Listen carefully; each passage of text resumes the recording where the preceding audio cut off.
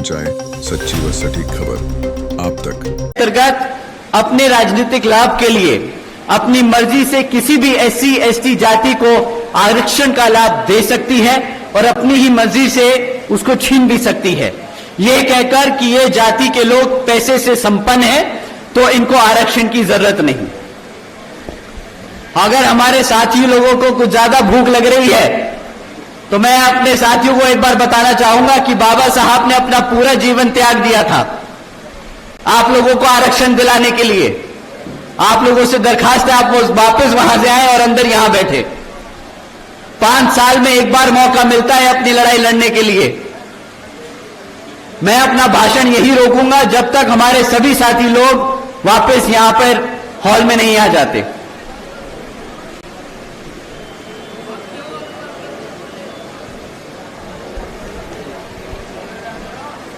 साथियों,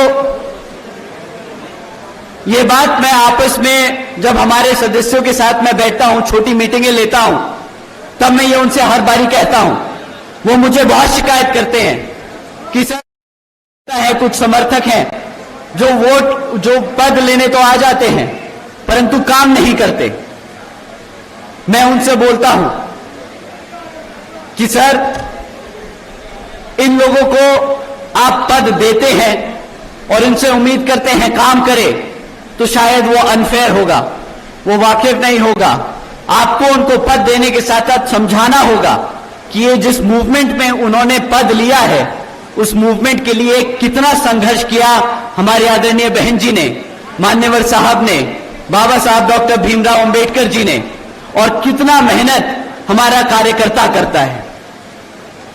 एक आदमी जो पद लेकर या पटका पहनकर गुमराह करता है या काम नहीं करता, उससे पूरे समाज में जो सभी मेहनतकश लोग हैं जो दिन रात एक करते हैं इस समाज के लिए, इस पार्टी के लिए, इस मूवमेंट के लिए, उनके साथ वो गद्दारी करते हैं।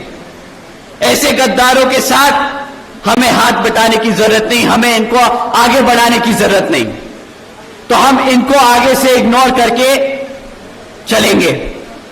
साथियों, मैं अपना भाषण दोबारा रिज्यूम करता हूं। मैं कह रहा था कि यहां पर राज्य सरकारों को यह ताकत दे दी इस जजमेंट ने कि वो अपनी मर्जी से किसी भी SC ST जाति में से आरक्षण का लाभ देना चाहे वो दे सकती हैं। किसी भी SC ST जाति से लाभ छीनना चाहती हैं आरक्षण का तो वो छीन भी सकती हैं। साथियों,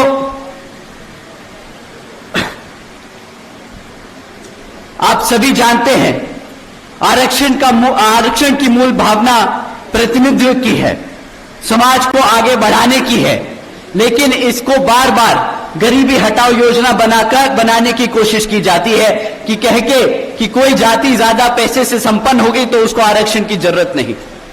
साथियों, भाजपा और कांग्रेस ने यह सोची समझी साजिश के तहत जजमेंट पास कराकर देश से आरक्षण खत्म करने के लिए यह पहला कदम उठाया है। आदरणीय बहन जी ने इस फैसले पर सवाल उठाया है और पूछा है कि क्या जिन्हें आरक्षण का लाभ मिला है क्या उनकी सामाजिक स्थिति बहुत बेहतर हो गई है, क्या उनके साथ आज भेदभाव खत्म हो गया है। मैं जानता हूं कि आज यहां मीटिंग में हमारे यहां से सर्व समाज से काफी बड़े बड़े लोग भी आए हैं, बड़े बिजनेसमैन भी हैं, काफी बड़े इंडस्ट्रियलिस्ट भी हैं, परंतु सच बात ये वो भी जानते हैं कि आज आप चाहे पैसे से कितने भी संपन्न हो जाएं, परंतु जिसकी सोच आज भी आपको नीचा देखने की है, आपको आपकी जाति के आधार पर देखने की है, वो आपको अभी कभी भी पैसे से आप कितने भी संपन्न हो जाएं, आपको कभी भी आपको अपना बराबर नहीं समझेगा। साथियों, जब तक हम ये सोच खत्म नहीं कर देते लोगों से कि हर जाति बिरादरी, हर धर्म बराबर है, तब तक हमें आरक्षण की जरूरत है, तब तक हम ये लड़ाई लड़ते रहेंगे। साथियों, SC समाज को बांटने की यह पहली शुरुआत है, पहला कदम है SC समाज को बांटने के लिए। यह SC समाज की आजादी छीनने का शुरुआत की गई है, यह संविधान को बदलने की शुरुआत है। संविधान बचाने के नाम पर भाजपा और कांग्रेस मिलकर संविधान को बदलने का काम कर रहे हैं। आदरणीय बहन जी ने कहा है कि अगर यहां भाजपा के NDA और कांग्रेस की इंडिया अलायंस वाली पार्टियां, जिसमें सपा, आम आदमी पार्टी जैसी पार्टियां शामिल हैं, ये लोग अगर हमारे एससी एसटी समाज के आरक्षण के सच में हितैषी हैं, तो ये सब मिलकर पार्लियामेंट के जरिए रिजर्वेशन एक्ट को संविधान की 9वीं सूची में डालकर इसको हमेशा हमेशा के लिए सुरक्षित कर दें, ताकि रिजर्वेशन के साथ कोई भी छेड़खानी ना कर सके। साथियों, लेकिन ये बिल्कुल भी बहन जी की मांग है, और इतना ही नहीं, बल्कि बहन जी ने यह भी मांग की है कि जिस तरीके से ये जजमेंट पास किया गया है, आगे ऐसे जजमेंट पास ना हो। तो बहन जी की यह भी मांग है कि जुडिशरी में भी रिजर्वेशन लागू होना चाहिए, ताकि भविष्य में भी इस तरह के जजमेंट जो हमारे रिजर्वेशन के साथ खिलवाड़ करे, वो कभी भी पास ना हो पाए। साथियों, कांग्रेस पार्टी की ओर से उनके राष्ट्रीय अध्यक्ष श्री खड़गे जी ने प्रेस कॉन्फ्रेंस कर ये कहा था कि आरक्षण तो पंडित नेहरू जी और गांधी जी की देन है।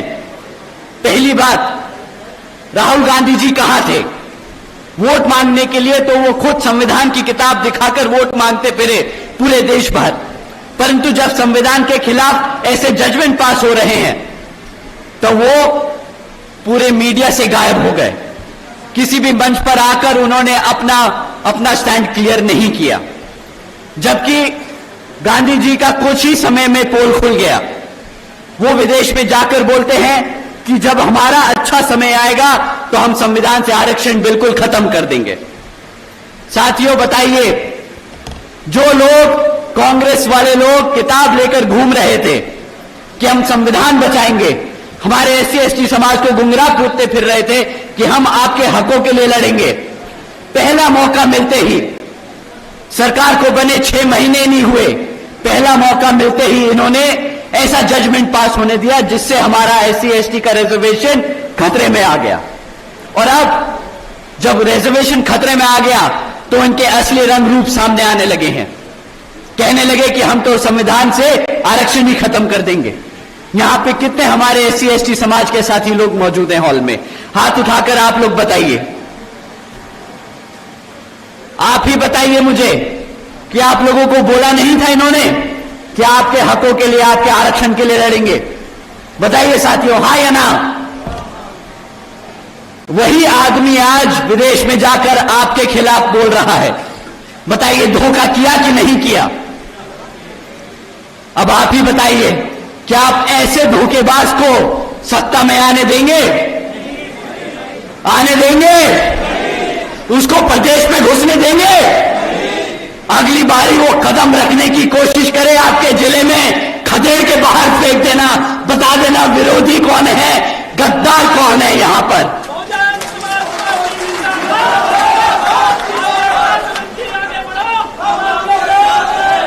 दूसरी बात साथियों, कांग्रेस के राष्ट्रीय अध्यक्ष जी एससी समाज से आते हैं, ये सब जानते हैं। वो अगर बाबा साहब के संघर्षों को नजरअंदाज कर ये कहते हैं कि भाई ये तो पंडित नेहरू जी और गांधी जी की देन है आरक्षण, वो हमारे एससी समाज को गुमराह करने का काम कर रहे हैं, बांटने का काम कर रहे हैं, तो साथियों ऐसे लोगों से भी हमें मान्यवर साहब ने ऐसे ही लोगों से मान्यवर साहब श्री काशीराम जी ने हमें इनसे संभल कर रहने को कहा था। इनफैक्ट इनके लिए तो आदरणीय मान्यवर साहब श्री काशीराम जी ने एक नाम भी दिया था, जो एससी होकर हमारे समाज को गुमराह करने का काम करते हैं। आप लोग जानते हैं उन्हें क्या कहते हैं? क्या कहते हैं? क्या कहते हैं? चमचा।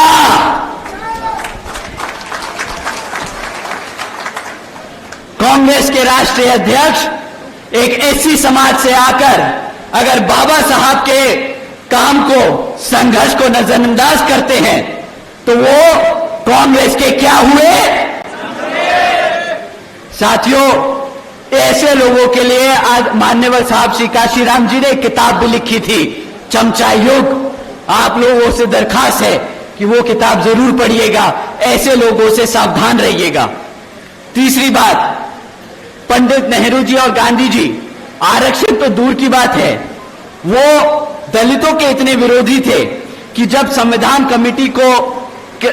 कमेटी के सदस्य चुने जा रहे थे तो बाबा साहब जी जिस लोकसभा से संसद में जिस लोकसभा से संसद में जाने वाले थे, तो वो पंडित नेहरू और गांधी जी ने वो कॉन्स्टिट्यूएंसी को ही पाकिस्तान का हिस्सा बनाकर उन्हें पाकिस्तान की संविधान कमेटी में भेजने का काम करा था।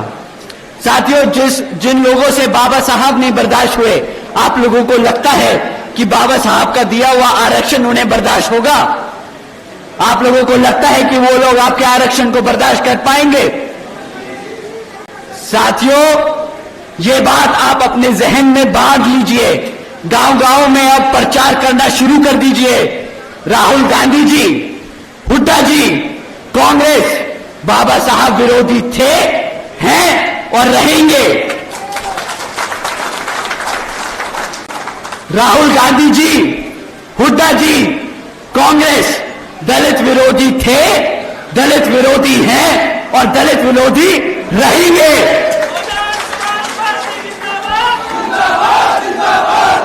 साथियों,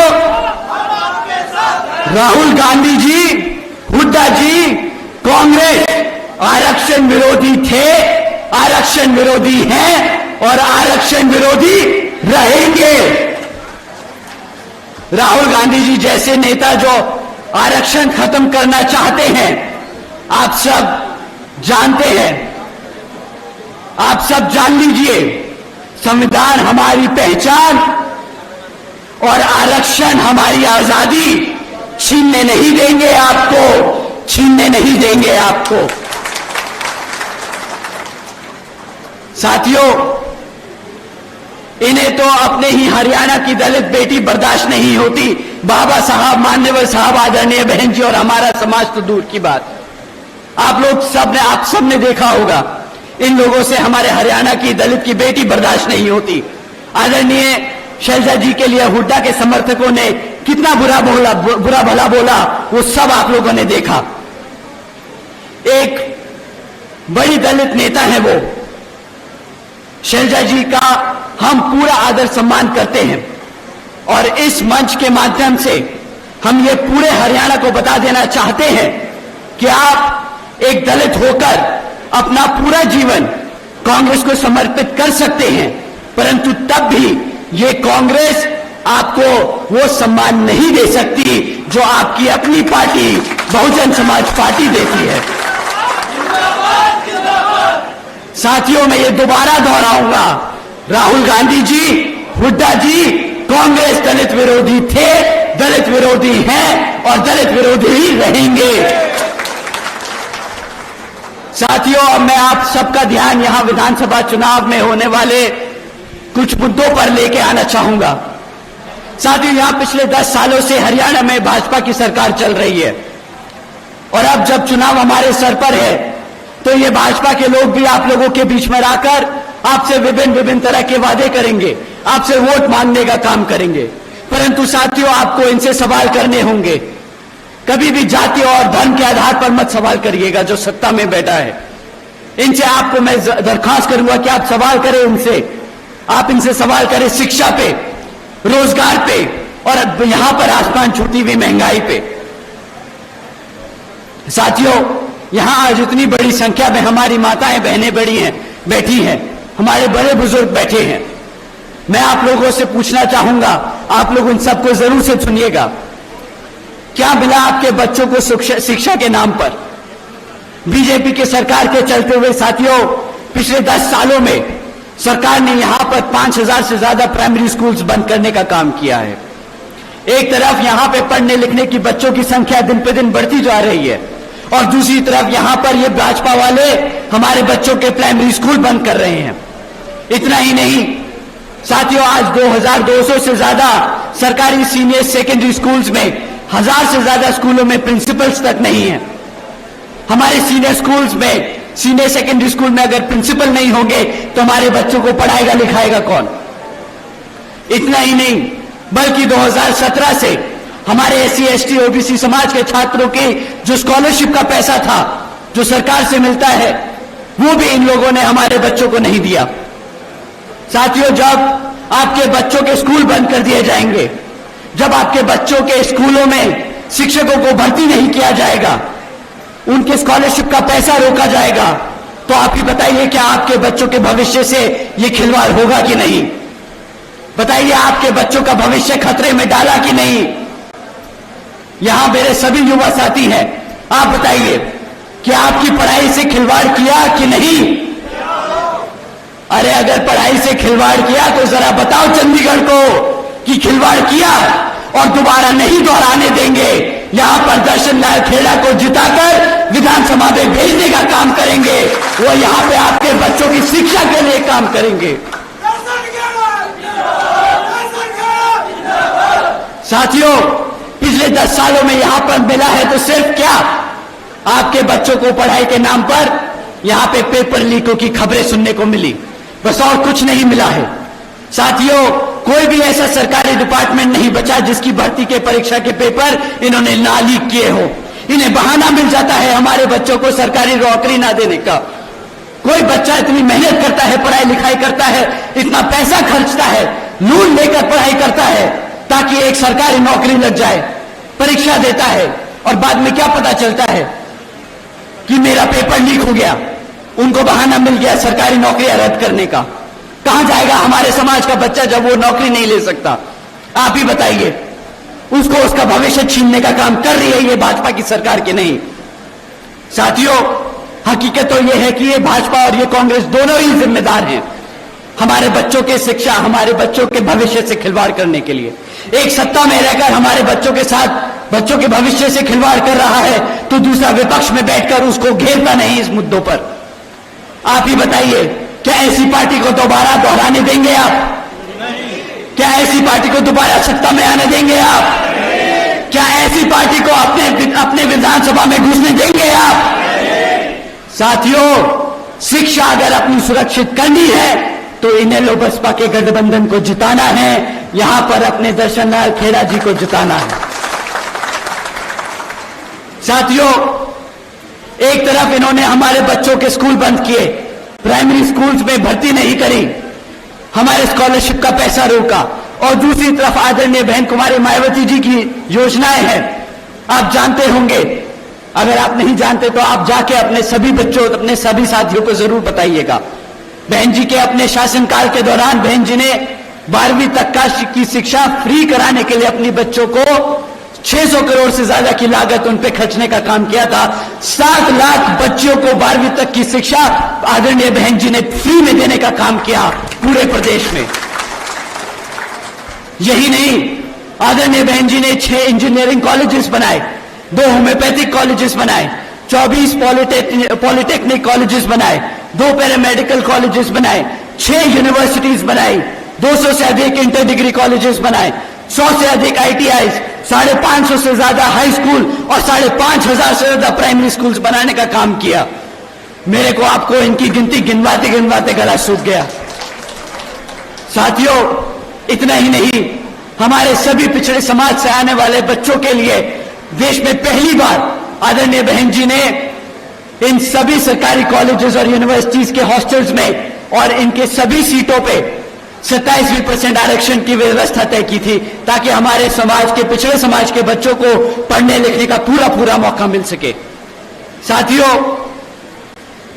यही नीतियां हैं जिसके आधार पर चलकर यहां पर बसपा इनेलो की सरकार आपके बच्चों के लिए यहां पर स्कूल्स, यूनिवर्सिटीज, कॉलेजेस, स्कॉलरशिप्स और आपके बच्चों के लिए एक उज्जवल भविष्य देने का काम करेगी, जिसके लिए आपको अब अपनी कमर कस लेनी है और गांव-गांव और गली-गली में घूमकर अपने यहां प्रत्याशी श्री दर्शन लाल खेड़ा जी का प्रचार कर कर उन्हें विधानसभा जिताने का काम करना है। अब मैं आप लोगों से, अपने युवा साथियों से रोजगार के नाम पर आपसे मैं बात करना चाहूंगा। आपको सवाल उठाना है कि रोजगार के नाम पर हमारे युवा साथियों को क्या मिला। हमारी माताएं बैठी हैं, हमारी बहनें हैं, हमारे बड़े बुजुर्ग हैं। आपके सबके घर में कम से कम एक युवा होगा जो बेरोजगार घूम रहा है, बेचारा पढ़ाई लिखाई करता है। आपने अपनी मेहनत से इतना कमा दमा के लोन ले ला के उस बच्चे को पढ़ाया, किस लिए? कि वो रोज किसी दिन नौकरी करेगा तो हमारा भी समाज में सर गर्व से फख्र से ऊपर होगा कि मेरा बच्चा भी खुद कमाता है, अपने घर में मेरी माता मेरी बहन के लिए मैं अपने पिताजी का नाम रोशन करता है। परंतु हकीकत यह है कि पिछले 10 सालों में साथियों 40% युवा आज बेरोजगार घूम रहा है। पिछले 10 साल में यहां पर 2 लाख से ज्यादा सरकारी पद खाली छोड़ दिए गए। आप जानते हैं क्यों? यहां पर सरकार अगर चाह के भी 2 लाख सरकारी खाली पद हैं तो वो नहीं भरती। हमारे 40% युवा बेरोजगार घूम रहे हैं, उन्हें 2 लाख नौकरियां देना चुटकी का काम है, चुटकी का काम है, परंतु वो नौकरी नहीं देती, क्योंकि अगर इन्होंने 2 लाख पद भर दिए तो इन्हें उन 2 लाख पदों पे सरकारी पदों पे आरक्षण भी देना पड़ेगा। हमारा पिछड़े समाज से साथियों को रोजगार देना पड़ेगा, हमारे मुसलमान समाज को उन्हें रोजगार देना पड़ेगा, हमारे विभिन्न माइनॉरिटीज ग्रुप को उनको भी रोजगार देना पड़ेगा।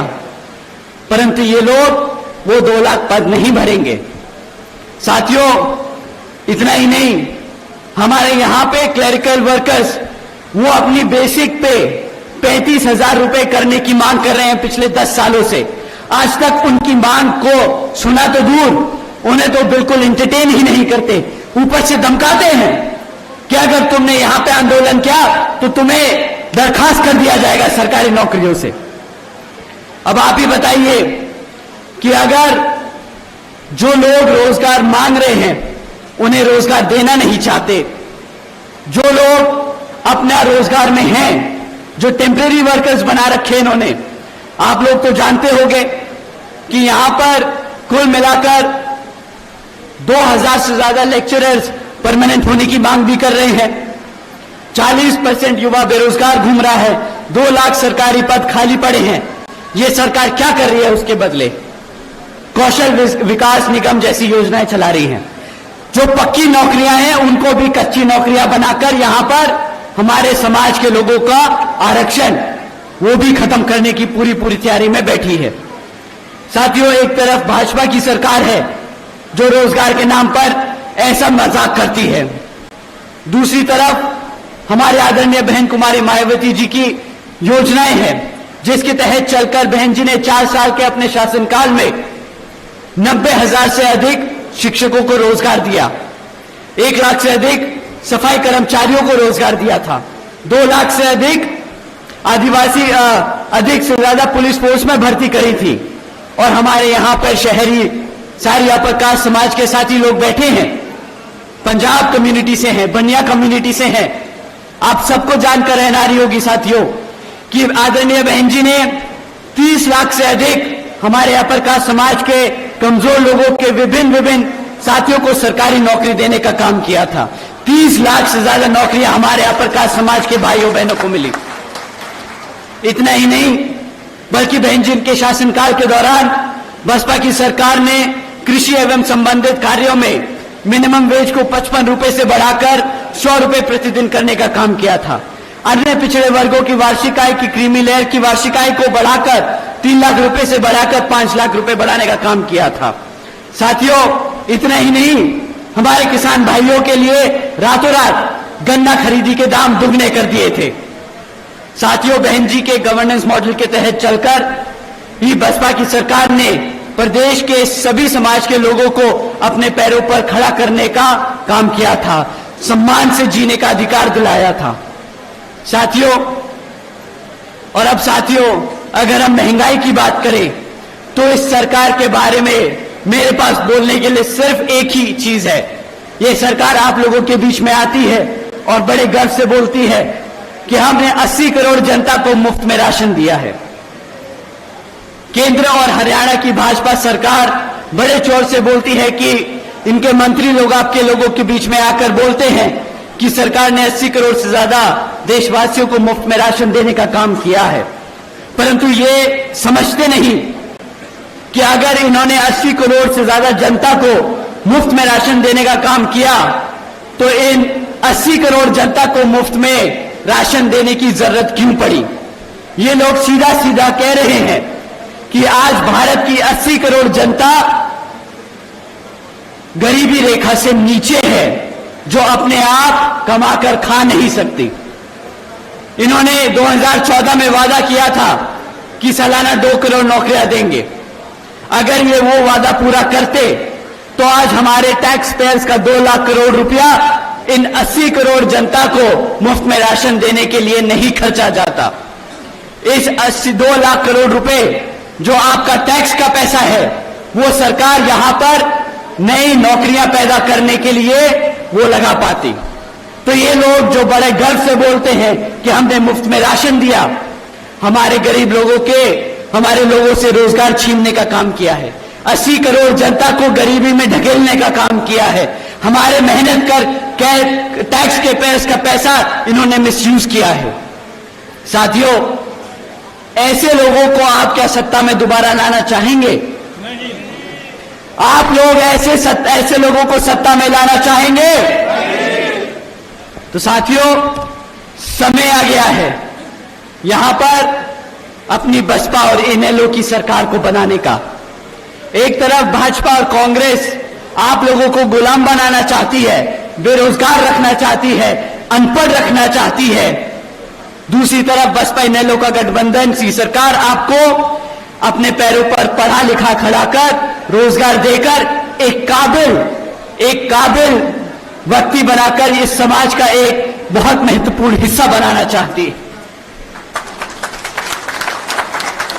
साथियों, इन्हीं कुछ जरूरी बातों के साथ ही आप सभी लोगों से मेरे व खासकर आदरणीय बहन कुमारी मायावती जी की भी ये विशेष अपील है कि इस विधानसभा चुनाव में आप सभी हर मोर्चे पे सावधान रहे।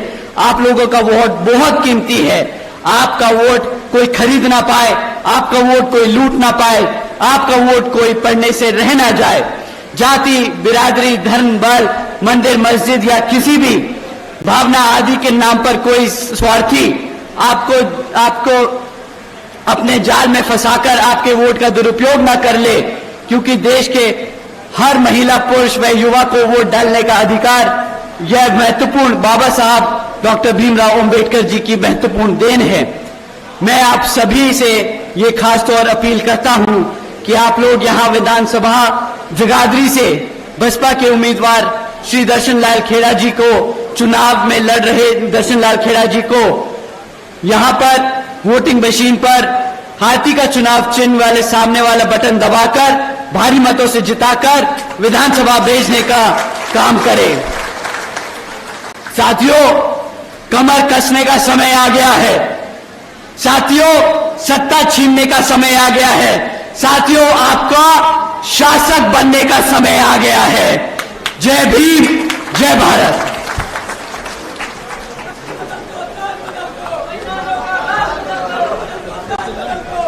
हमारे बीच भी इंडियन नेशनल लोकदल पार्टी के पूर्व विधायक दिलबाग सिंह जी भी पहुंचे हैं। उनका भी यहां पहुंचने पर बहुत बहुत आभार व्यक्त किया जाता है। धन्यवाद।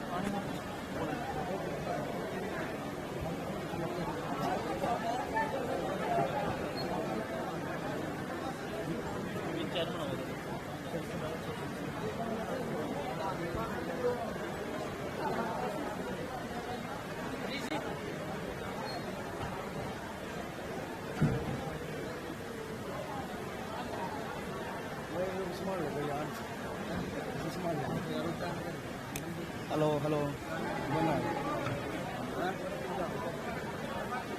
स्टार्ट करो यार।